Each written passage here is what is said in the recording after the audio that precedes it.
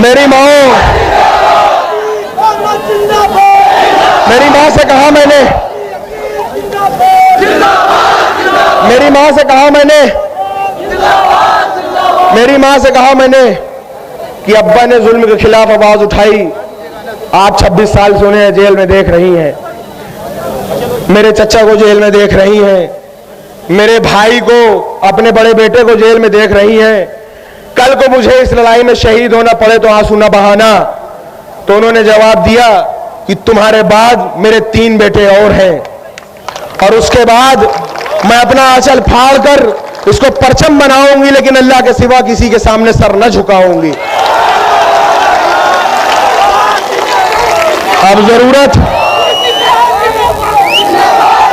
अब जरूरत हमें आपको है कि किसी की दलाली बाजारी न किया जाए, किसी का झंडा न उठाया जाए।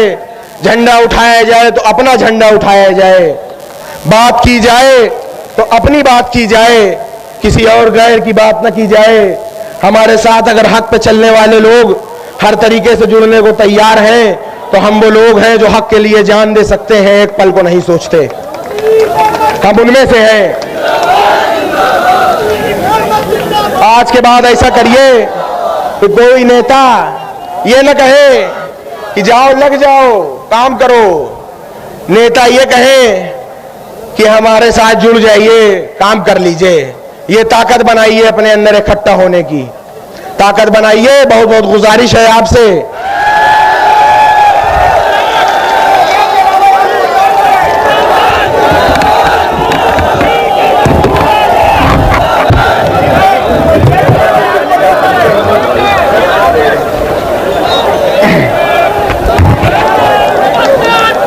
अस्सलाम वालेकुम और आदाब।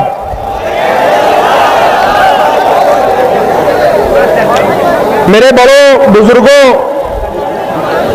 मुझे खुद बड़ा अजीब सा लग रहा है कि मैं आपका कल का बच्चा आकर इस मंच पर एक सियासी भाषण दे रहा हूं। मुझे एक झिझक थी कि जहां पर इतने बड़े बड़े सियासतदान मौजूद हों, जहां मैं अपने बुजुर्गों के बीच में हो जाऊं, वहां पर उनका कल का बच्चा एक क्या भाषण दे। लेकिन जैसा कि मैं एक सियासी घर में पैदा हुआ और बड़ा हुआ, जो कि मैं एक तालिबे इल्म हूं, अभी एक स्टूडेंट हूं, लेकिन सियासी माहौल में रहा। और एक बात कहा जाता है कि मछली के बच्चे को कभी तैरना नहीं सिखाया जाता।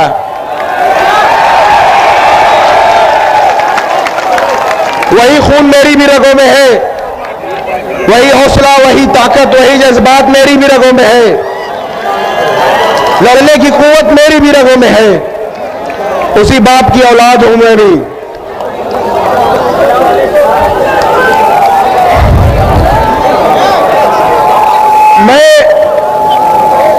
आज जो मैं देख रहा हूं, और से सुनिए मेरी बात, बहुत जरूरी बात है ये।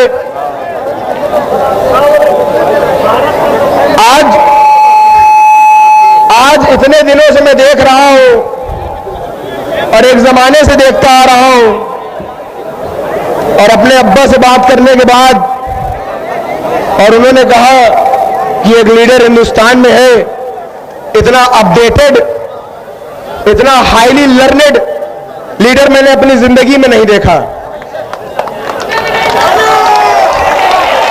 इतना अप टू डेट रहने वाला लीडर मैंने अपनी जिंदगी में नहीं देखा। अमान, उसको दो, नहीं देखा। एक निजी वाकया बताऊं तो जब अब्बा जेल में थे, अभी गुजरात जेल में पहुंचे, उनको महज 2 साल से वो जेल में है गुजरात में। तो जब से वो गुजरात जेल में है, वो 2 ही चीज लाने को कहते हैं। एक अर्तुगरुल की सीरीज ले आ दो, कहते हैं कि एक अर्तुगरुल की सीरीज ले आ दो, और जनाब असदुद्दीन ओवैसी साहब की स्पीचेस ले आओ। यहां तक कि ये जुनून उनकी स्पीच को सुनने का कि जो जब सांसद थे उस समय के जो अब्बा के पीए थे, उनको दिल्ली में कहलाया कि जब मैं सांसद था और उससे पहले उस जमाने के जो असदुद्दीन ओवैसी साहब की स्पीचेस हैं वो मुझे पेन ड्राइव में करके जेल भेजो, ये तक कहलाया गया। तो जब मैंने अपने अब्बा की बात सुनी, असदुद्दीन ओवैसी साहब के बयानों को सुना, स्पीचेस को सुना, तो यह एहसास हुआ मेरा भी जो इल्म है, जो अक्ल इजाजत देती है, उस हिसाब से हमें समझ में आया कि हम आज तक ठगे जा रहे हैं, आज तक हम ठगे जा रहे हैं। जैसे कि कहा जाता है कि तुम्हारी फाइलों में गांव का मौसम गुलाबी है, मगर ये आंकड़े झूठे हैं, ये दावा किताबी है। समझ लीजिए कि इसी तरह से हम लोग ठगे जा रहे हैं और झूठ बोला जा रहा है। हम तो वो हैं जिन्होंने इतने साल वोट दिया है, हमारे आपके बाप दादाओं ने इनको वोट दिया है। अगर आज हम खुद वोट मांगने की बात कर रहे हैं तो हम क्या जुल्म कर रहे हैं, क्या जुल्म कर रहे हैं बताइए। अगर हम वोट मांग रहे हैं तो हम गलत कर रहे हैं।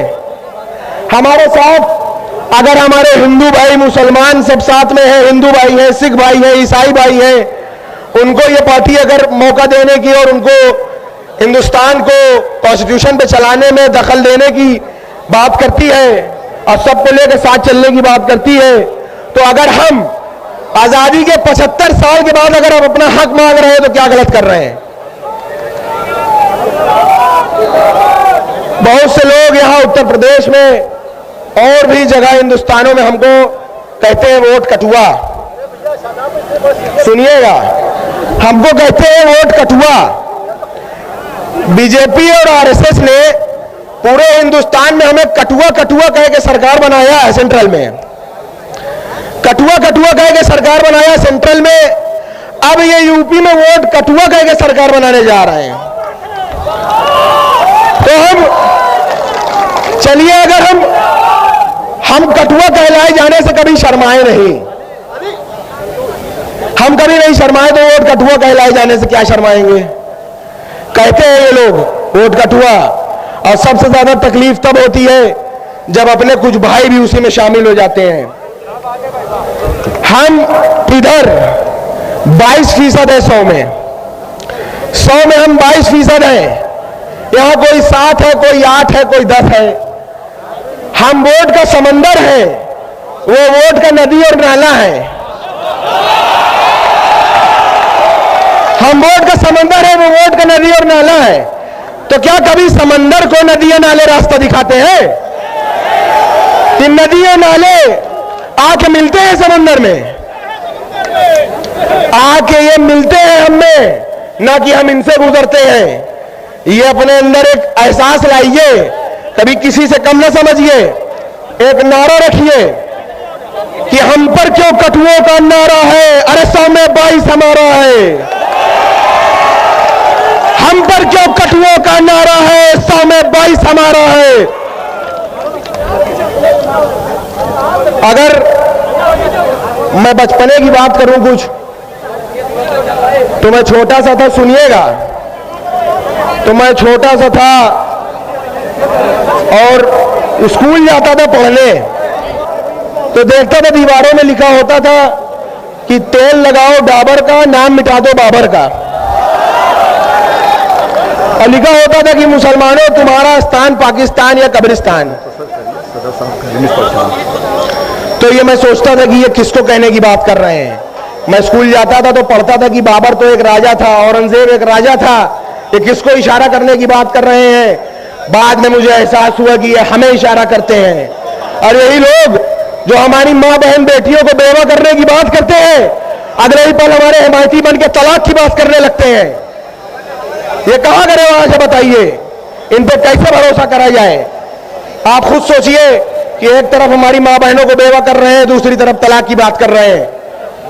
यकीन करने लायक है कि नहीं है ये लोग, आप बताइए। और हमसे बड़ा देशभक्त कौन है? हमारे पास चॉइस थी, चाहते तो जा सकते थे। कौन है हमसे बड़ा देशभक्त? चॉइस थी, हमारे पास जा सकते थे लेकिन रुक गए। हम वो नहीं है जो कराची चले गए, उनमें से नहीं हम रुक गए। चाहते तो चले जाते बाप दादा हमारे, लेकिन नहीं गए, रुक गए। और हमारी पुश्तें यही दफन होंगी इंशाअल्लाह इसी मिट्टी में। ये हमसे वफादारी का सबूत मांगते हैं, वफादारी का सबूत मांगते हैं ये लोग। और ये भी सुन लें कि जरूरत पड़ेगी तो इसी मिट्टी के लिए कुर्बानी भी देने को हम हाजिर हैं, कुर्बानी भी देंगे हम। और हमारा मजहब भी सिखाता है कि जहां रहो उसके वफादार रहो, वफादार रहना जरूरी है। और ये अब्बा ने तब भी कहा था कि ये लोगों, ऐ सियासतदारों सुन लो, हम सीने पे गोली खाएंगे, मुरली मनोहर जोशी तुम सीने पे गोली नहीं खाओगे, ये अब्बा ने बोला था।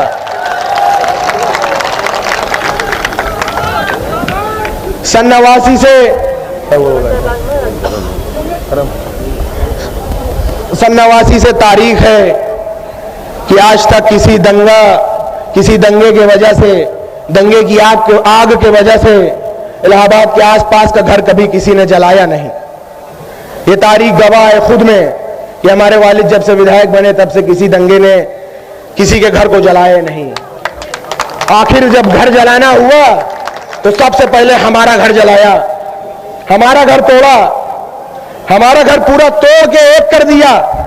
और ये तोड़ के ये हौसला तोड़ना चाहते हैं, इस बात को समझिएगा। ये कुछ कर ले, इन्होंने घर हमारा भले तोड़ा लेकिन उन्हें हमारा हौसला नहीं तोड़ा, हमारी हिम्मत नहीं तोड़ी।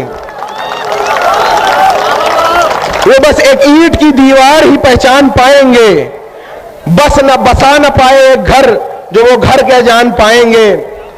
हमारे हौसले की छांव में एक शहर बसता है, मेरे बच्चों को भी टूटी छतों का डर नहीं होता। तुम उन लोगों के साथी हो कि जिनके अनगिनत घर है, मैं उन लोगों का साथी हूं कि जिनका घर नहीं होता। हमारा वक्त आएगा, सुनो सच्ची कहानी है, हमारा वक्त आएगा, सुनो सच्ची कहानी है। हमारे और बदले की रिवायत भी पुरानी है। तैयार रहना कि एक एक ईंट जिस हाथों ने गिराई है, तैयार रहना कि एक एक ईंट जिन हाथों ने गिराई है, एक एक ईंट उन्हीं हाथों से वापस लगवानी है।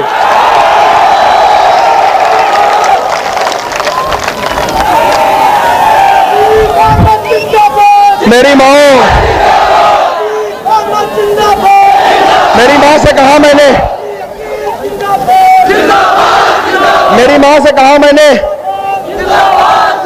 मेरी माँ से कहा मैंने कि अब्बा ने जुल्म के खिलाफ आवाज उठाई, आज 26 साल से उन्हें जेल में देख रही हैं, मेरे चचा को जेल में देख रही हैं, मेरे भाई को, अपने बड़े बेटे को जेल में देख रही हैं।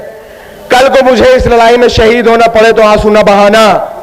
तो उन्होंने जवाब दिया कि तुम्हारे बाद मेरे 3 बेटे और हैं, और उसके बाद मैं अपना आंचल फाड़ कर इसको परचम बनाऊंगी, लेकिन अल्लाह के सिवा किसी के सामने सर न झुकाऊंगी।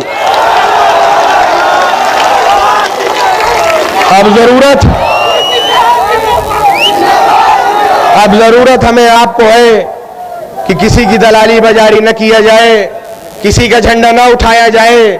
झंडा उठाया जाए तो अपना झंडा उठाया जाए, बात की जाए तो अपनी बात की जाए, किसी और गैर की बात न की जाए। हमारे साथ अगर हक पे चलने वाले लोग हर तरीके से जुड़ने को तैयार हैं तो हम वो लोग हैं जो हक के लिए जान दे सकते हैं, एक पल को नहीं सोचते। हम उनमें से हैं। आज के बाद ऐसा करिए कि कोई नेता ये न कहे कि जाओ लग जाओ काम करो, नेता ये कहे कि हम